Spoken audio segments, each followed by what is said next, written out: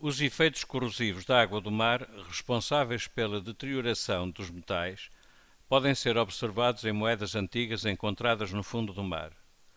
Considere uma moeda de cobre e uma moeda de ouro. Indique, justificando com base na informação fornecida a seguir, qual das moedas terá sofrido corrosão em maior extensão. Antes de analisarmos aqui este esquema, vamos ver em que consiste uma reação de oxidação-redução. Nós temos aqui uma animação, temos o quê?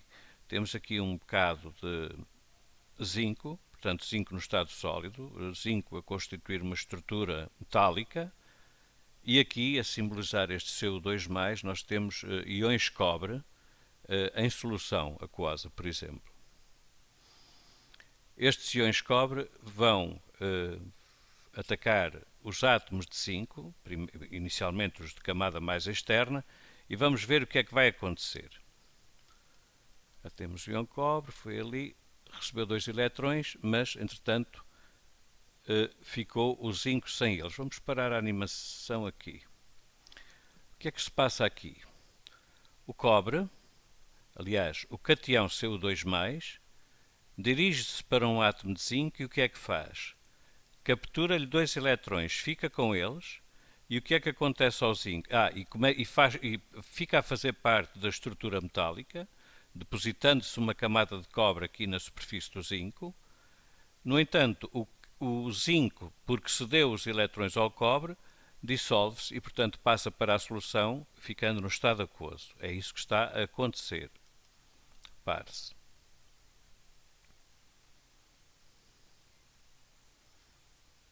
Claro que não é assim na realidade, não é 1 a 1, nem é esta bonecada, não é? Isto é um esquema. Pronto. O que é que aconteceu?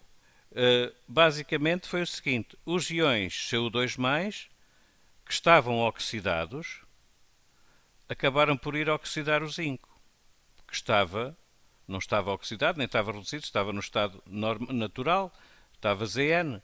Mas o que é que fizeram os cateões CO2+?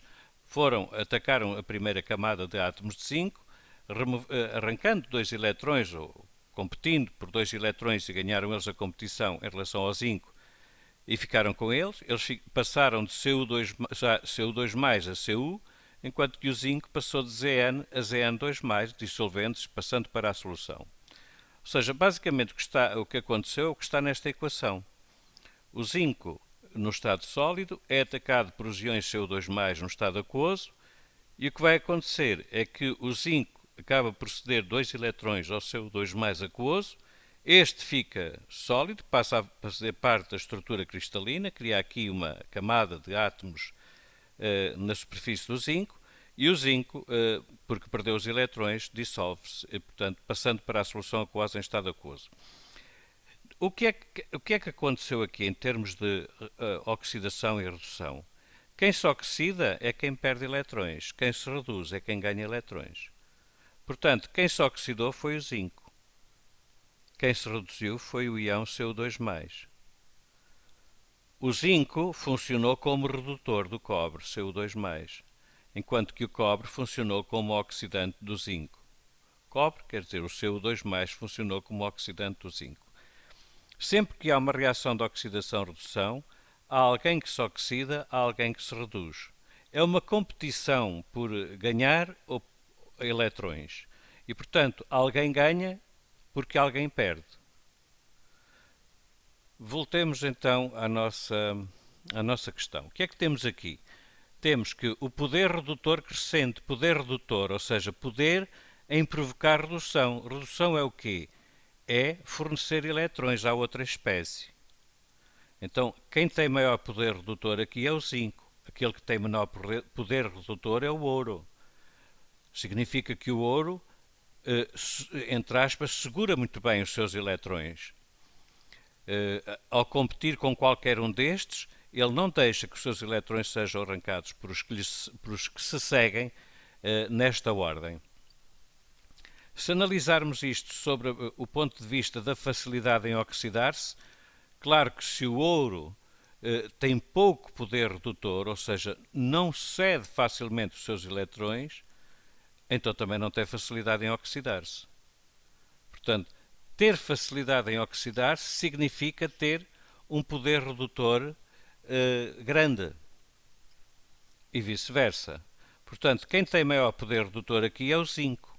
Porquê? Porque é ele que se oxida mais facilmente, é ele que cede os eletrões a outra espécie mais facilmente.